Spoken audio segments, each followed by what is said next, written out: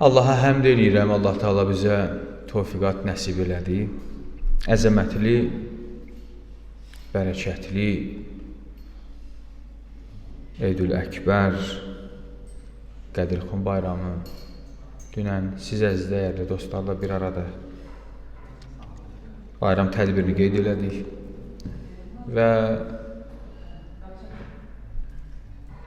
əziz qonağımız da gəldi, gözəl söhbətlərindən istifadə elədik. Allah dünya və axirət hər bizdən razı olsun. Allah bizi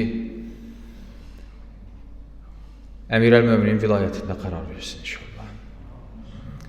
Qarşıdan qədəm-qədəm Əza ay gəlir, Məhərrəm ay gəlir. İnşallah Allah bizi salamatlıqdan Məhərrəm ayına çatdırsın. Aqibətimiz xeyirli olsun. Allah İmam Zaman Aleyhisselamın zuhurunu təzil eləsin. Muhammed və Muhammedə salavat inayət etmiş.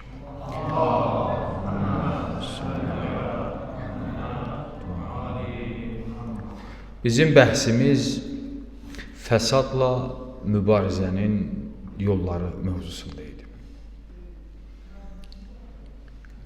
Nə iş görək ki, biz fəsadla mübarizə aparaq ki, fəsad bizim ailəmizə, şəxsi həyatımıza, ictimaiyyətə daxil olaraq bizim həyatımızı məhv eləməz. Yetişdik bura ki, fəsad yaradan səbəblərdən biri. Bugün inşallah o mövzuda danışmaq istəyirəm. Dini ayinləri diriltmək. Dinin qayda qanunlarını möhkəm yaşatmaq. Bu fəsadla mübarizənin yollarından biridir. Fəsad ha vaxt baş verir, bilirsiniz? İnsanın dini aradan gedəndə fəsad baş verir. Din nədir? Din qanun toplumudur, düzdür? Quran-ı Kərim 114 surə bir qanun toplumudur. Allah Teala o qanun toplumunda bizə xətt göstərir.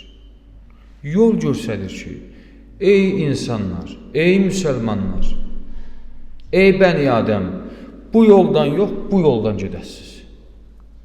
Bizə qanun göstərir. Din qanunun toplumudur. Harda insanın dinini əlindən aldılarsa, o zaman bilmək lazımdır ki, insan fəsada düşdü deməkdir. Bu dəqiqə hal-hazırda istikbar, zalim tüğyankarlar, dünyada buynuz çıxartmış hegemonlar, onlar dinlə mübarizə aparırlar. Onların mübarizəsi dinləndir. Niyə? Çünki din insanı düzlüyə çağırır. Din insanı düz yaşamağa çağırır. Və din insanı zülmə boyun əyməməyə çağırır. Zalim gəlir, deyir, mən zülm eləyirəm, din səni çağırış eləyir. Mən gərək səni o çağırışdan yayındıram. Nə cür yayındıram? Dinimi zəiflədir. Dinimi yüngülləşdirir, nəticə itibarilə mən oluram dinsiz birisi. Dinsiz birisi də olsam, o rahat öz hədəfinə yetişə bilir. Bu dünya siyasətinin düzənidir. Ona görə də fəsaddan insan özünü xilas eləməkdən ötürü gərək dinini düz tanıya və dini yaşaya, tək yaşamaq kifayət deyil, yaşada. Həm özü, həm başqalar. Mən namaz qıldım, boynumdan vəzifəmi salıram da. Bəndəlik vəzifəmdir də namaz qılmaq. Mən namaz qıldım, başqalarından işim olmasın, yox. Deyir, gəlir, onların da əlindən çəkəsən, onları da hidayətə gətirəsən. 124 min peyğəmbər nə üçün gəlir? İnsanlara dini başa salmaq, insanlara həqiqətə dəvət eləmək və insanlara təvhidi başa salmaq. Bu 124 min peyğəmbərin içərisində ancaq və ancaq 100 peyğəmbərin dini olub. 100 peyğəmbər din gətirib. Bəs qalanlar nə iş görüb? Qalanlar onlar gətirdiyi dini təbliğ edirlər. Çox maraqlıdır. 100 peyğəmbərin içərisində də 5 peyğəmbər ulul əzmdir ki, dini beynəlxalqdır. O 5 dənə peyğəmbəri də Quran bizə müərrif edir. Aydın oldu. 124 min peyğəmbər içərisində 100 peyğəmbərin şəriəti var. 100 peyğəmbərin şəriətin içərisində 5-inin şəriəti beynəlxalqdır. O biri peyğəmbərlər nə iş görüb? Bu biri peyğəmbərlərin dinini təbliğ ediblər. Bəziləri bir kənddə peyğəmbər olur, bəziləri bir məntəqədə, bəziləri bir qövmdə.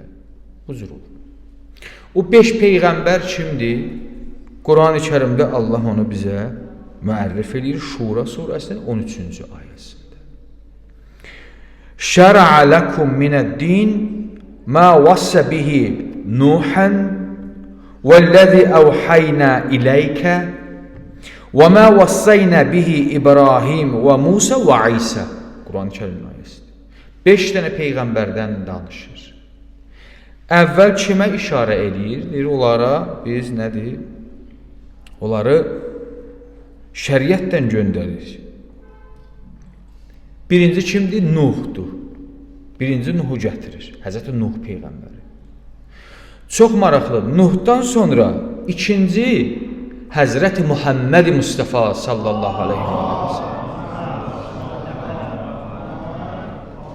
Onu gətirir. Sonra 3 dənə peyğəmbər gətirir. Həzrəti İbrahim, Həzrəti Musa, Həzrəti İsa. Niyə görəsən peyğəmbəri Həzrəti İbrahimdən qabaq gətirir? Bir halda ki, bizim peyğəmbər son peyğəmbərdir, şəriəti son şəriətdir. Gətirdiyi kitab son kitabdır. Bundan sonra bir peyğəmbər yoxdur, bir kitab yoxdur, bir şəriət yoxdur.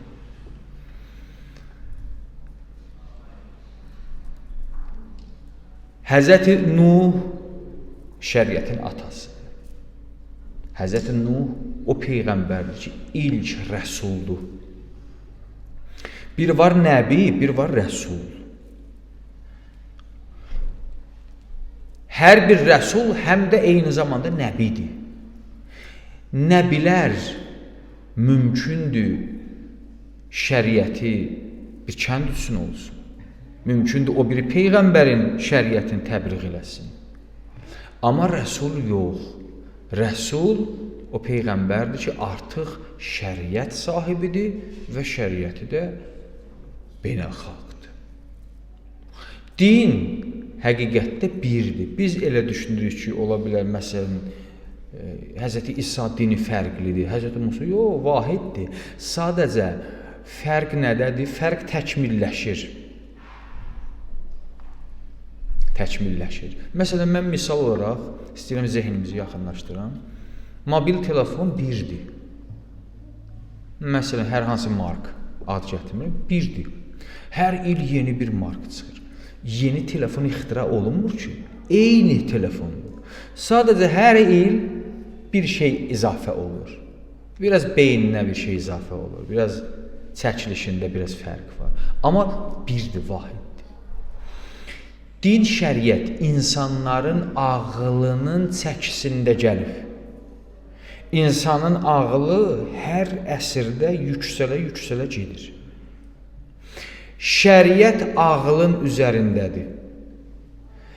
Həzrəti Peyğəmbərin zamanında artıq insan ağlı təkamüllaşır. Son dindir, son şəriətdir Peyğəmbərin gətirdiyi din. Ondan sonra daha insan nə qədər yüksəlsə, ona cavab verəcək qanundur Quranın ayələri. Quranın ayələri dəyişmir ki, sabitdir. İmam Sadiq əleyhissalamın hədisi var. Həramu Muhammedun həramun ilə yevmil qiyamə. Salavatına etirin.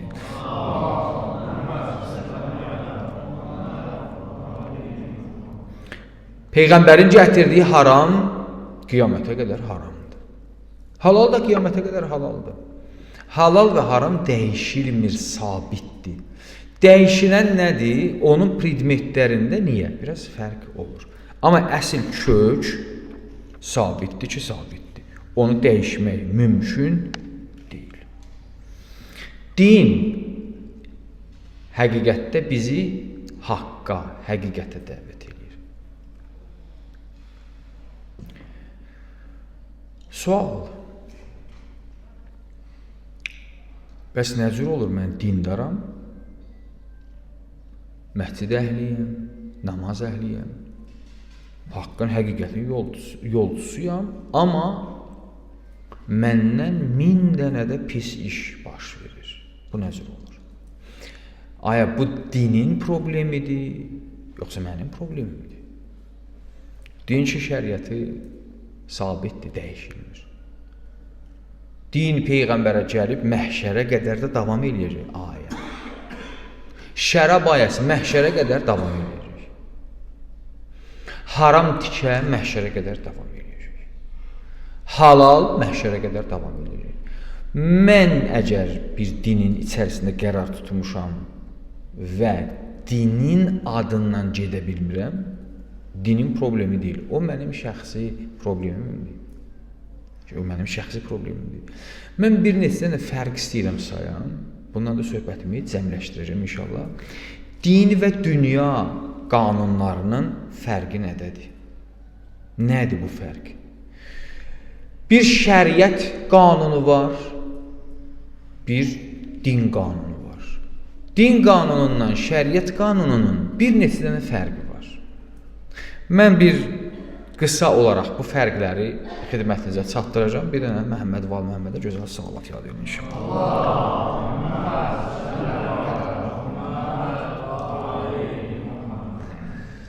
Birinci fərq.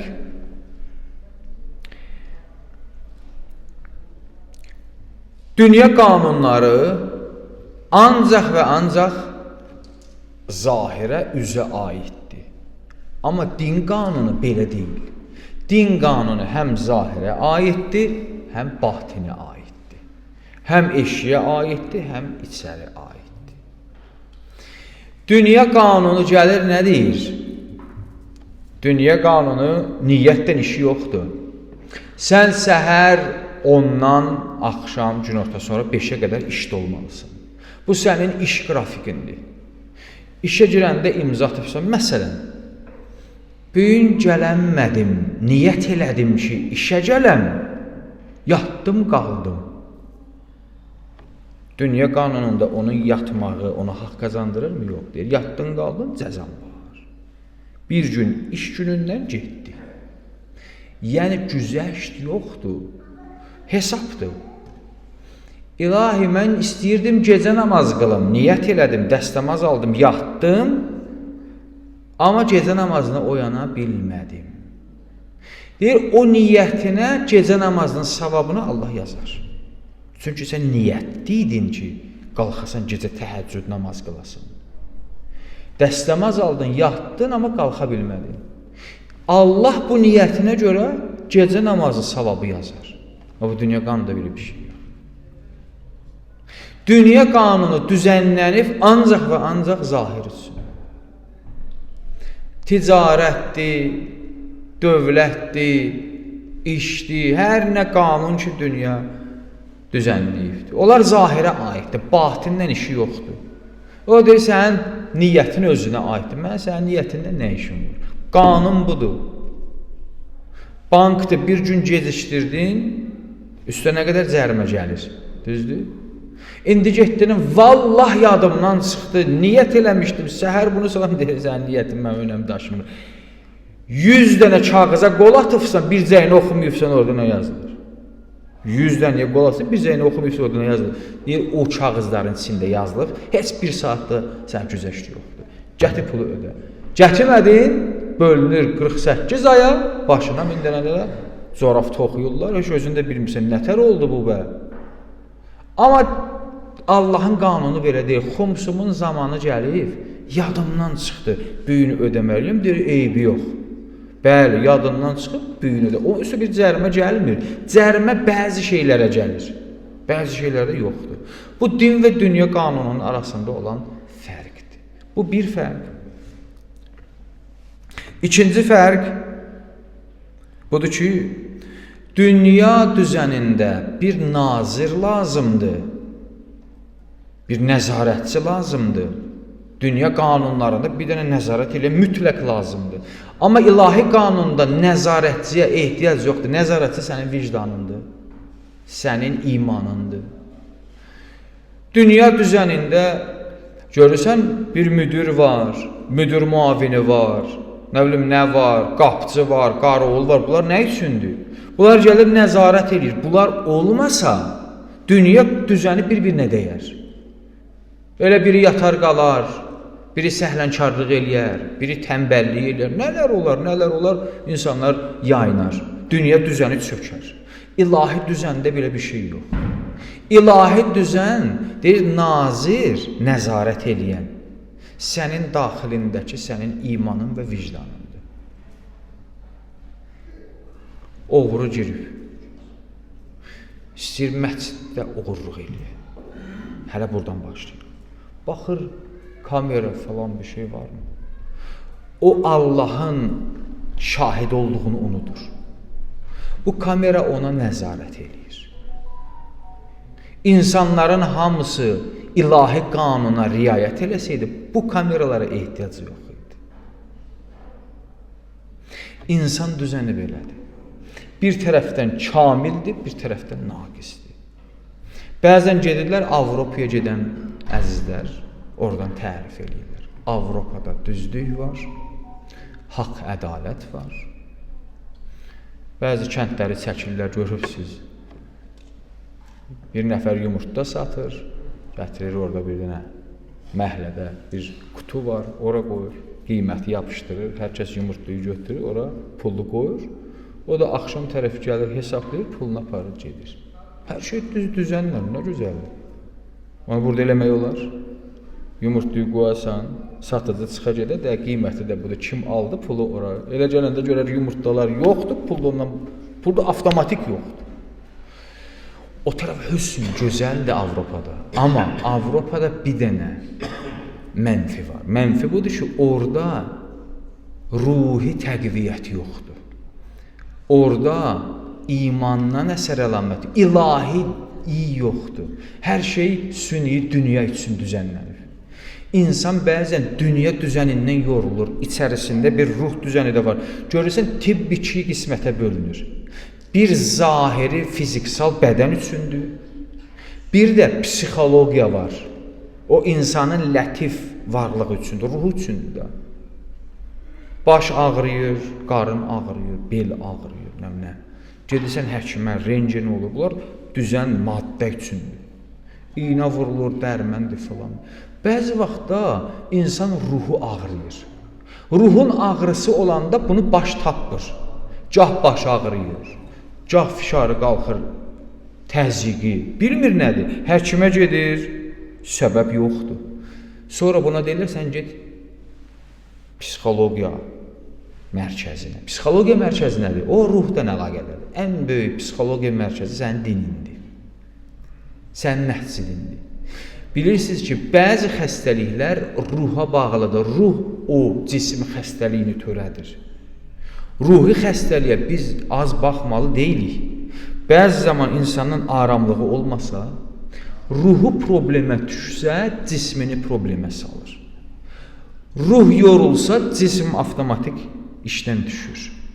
Ona görə də din deyir, həmişə ruhunu gözəl saxla, şad saxla ki, ruhun yorulmasın. İmandan, təqvadan, təvəkküldən. Dünya düzəni gəlir zahir üçündür, din həm zahir üçündür, həm batin üçündür. Düzdür? Din nə deyir? Sən nəcisli paltardan namaz qıla bilərsən? Yox. Üstün mudar namaz qıla bilərsən? Yox, olmaz, gərək pak eləyəsən. Düzdür? Həm də mənəvi cəhətdən niyyətinə də bir savab verilir. İlahi, mən niyyət elədim, bu uşağa yardım eləyim, pulum olmadı. Deyir, elə o niyyətin, o yardım qədər savabı var, Allah sənə savab yazır. Nazir, din qanununda deyir, nazir sənin Rəbbindir. Dünya qanununda deyir, yox, nazir sənin müdüründür.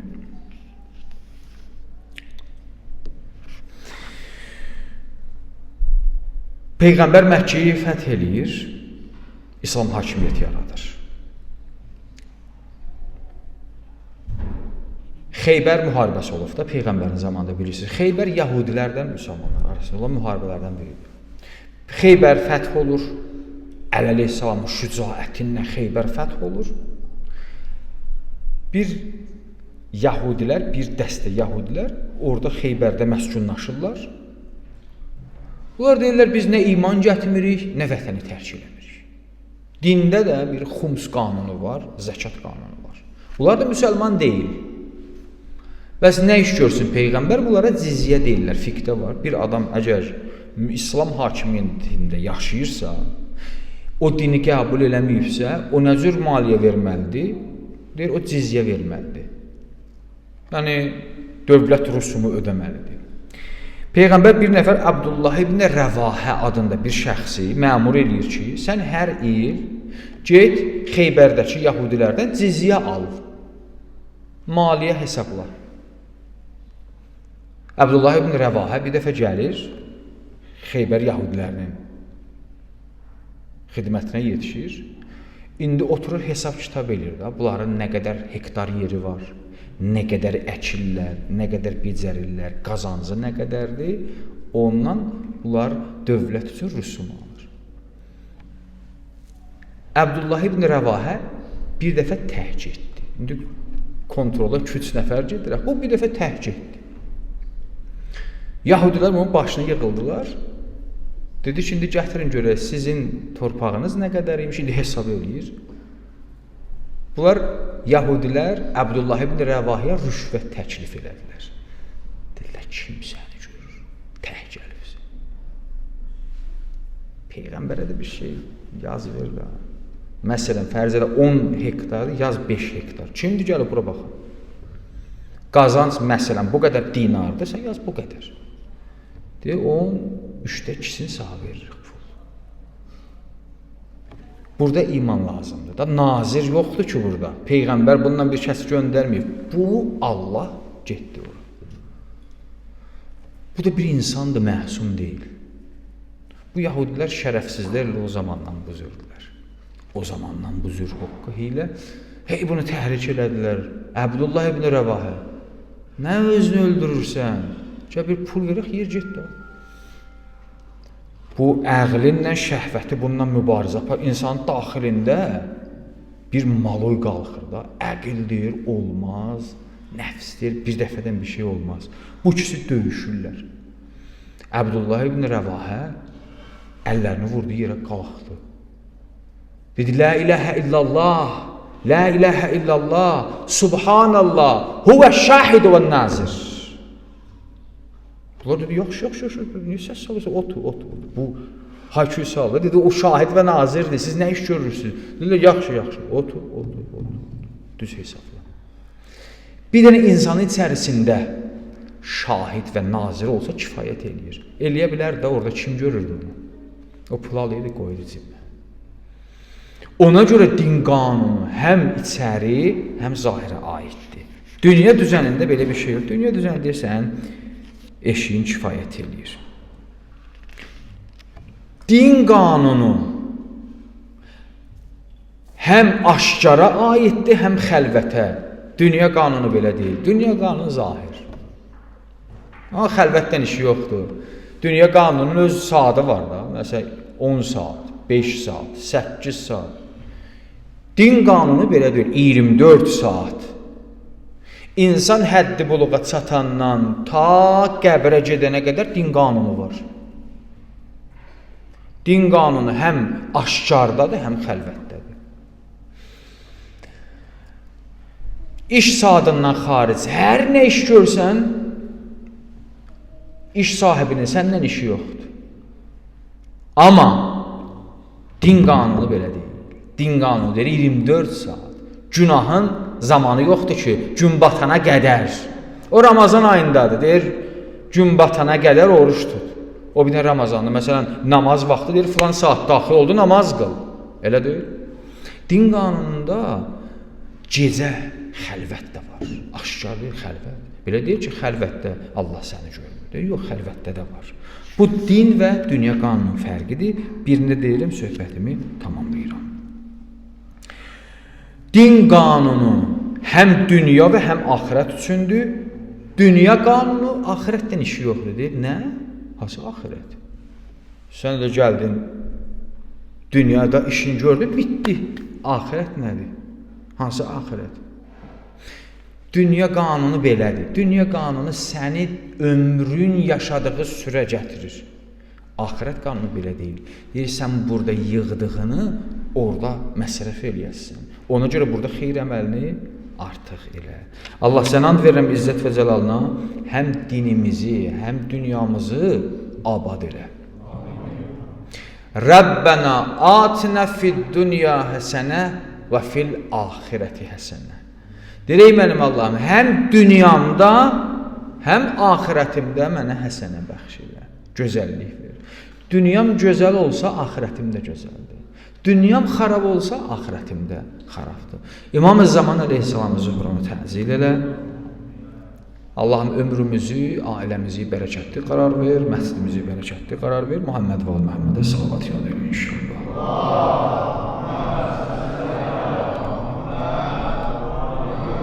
Bismillahirrahmanirrahim. Qul huvallahu əhəd.